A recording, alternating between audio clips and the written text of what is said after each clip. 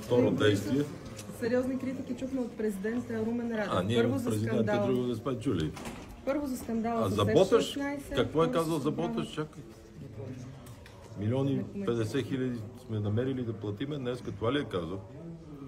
Много се дразни от Боташ, защото по 1,50 хиляди всеки ден заминават. Как се обяснявате, че... това е нещо, което търси да прехвърли на някъде общественото внимание, защото рано или късно тези стотици милиони, които заминаха за Турция и заминават всеки ден, някой все пак ще дойде журналист да попита, да потърси отговорност за тези пари.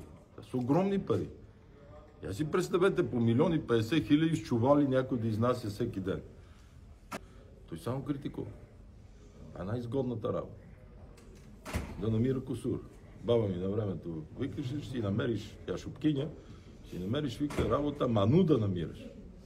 Нали, ману на трънски, там на шопския диалект, означава нещо лошо да намираш. А ролята на Владимир Малинов в цялата тази история? На кой? Владимир Малинов. За което? За Боташ. Няма роля. Президентът е едноличен господар по старата конституция на служебното правителство.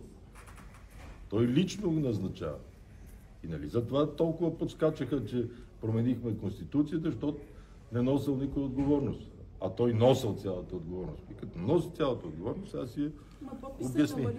Нали не си мислите, че Влади Малинов е отишъл и подписал с Боташ договор без Радев, а пък имате и кадри от това.